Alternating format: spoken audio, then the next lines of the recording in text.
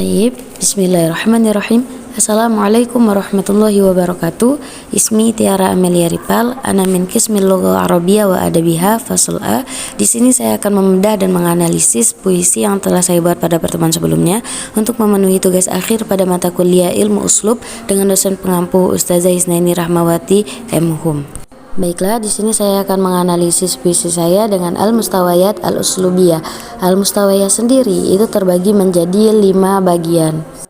Baiklah, Al-Mustawa sendiri terbagi menjadi 5, yakni Al-Mustawa As-Sawut atau fonologi, yang kedua Al-Mustawa As-Sorf atau morfologi, yang ketiga Al-Mustawa An-Nahwi atau sintaksis, yang keempat Al-Mustawa Ad-Dalali atau semantik, dan yang terakhir Al-Mustawa At-Taswiri atau tingkat kecitraan puisi.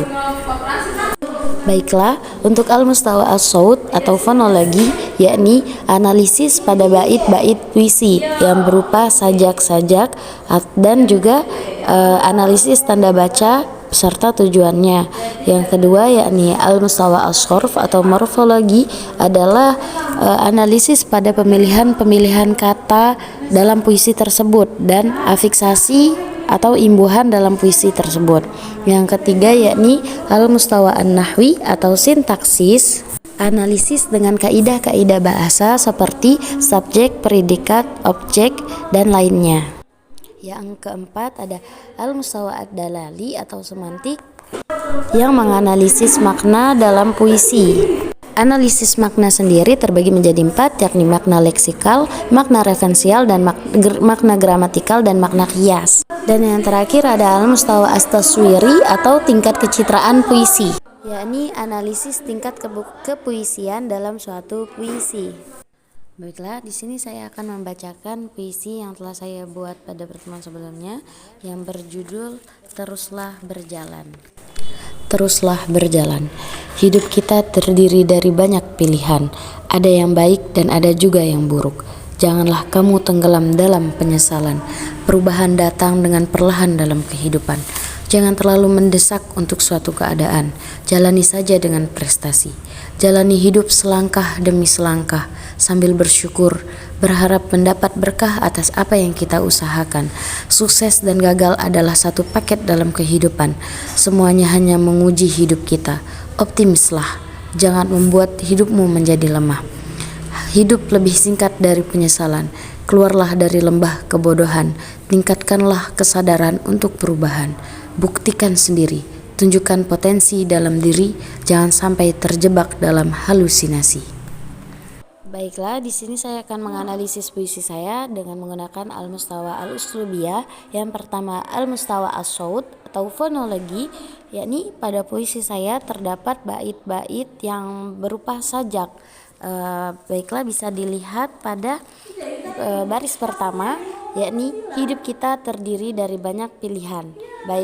Baris kedua ada yang baik dan ada juga yang buruk. Di sana terlihat sajaknya berupa A, B, kemudian dilanjutkan lagi pada baris ketiga, janganlah kamu tenggelam dalam penyesalan. Keempat, perubahan datang dengan perlahan dalam kehidupan. Jadi sajak pada puisi saya yakni A, B, A, A. Selanjutnya analisis tanda baca yakni terdapat pada pada baris ke-8, 9, dan baris ke-13, yakni sambil bersyukur, berharap mendapatkan berkah atas apa yang kita usahakan. Dan pada bait ke-13, optimislah, jangan membuat hatimu menjadi lemah. Tujuan dari tanda baca koma yang saya gunakan di sini yakni agar memudahkan pendengar ataupun pembaca memahami makna yang terdapat dalam puisi saya.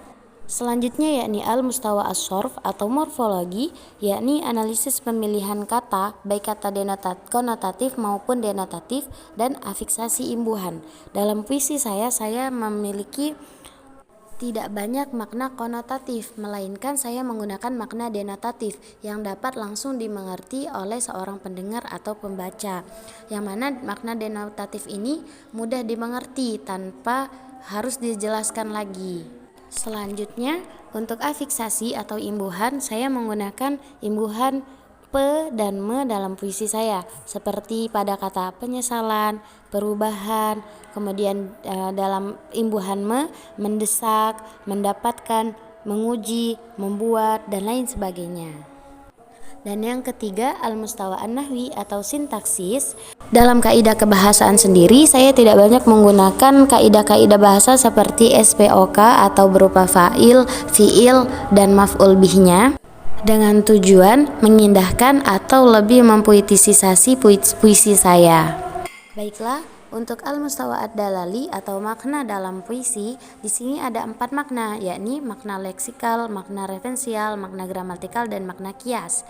Di mana dalam puisi saya ini tidak terdapat makna kias atau suatu kata yang tidak menunjukkan kepada arti sebenarnya. Dan yang terakhir ada al-mustawa at-taswiri atau tingkat kecitraan pada puisi. Baiklah, mungkin hanya ini yang dapat saya sampaikan. Lebih dan kurangnya saya mohon maaf. Billahi taufiq wal hidayah. Wassalamualaikum warahmatullahi wabarakatuh.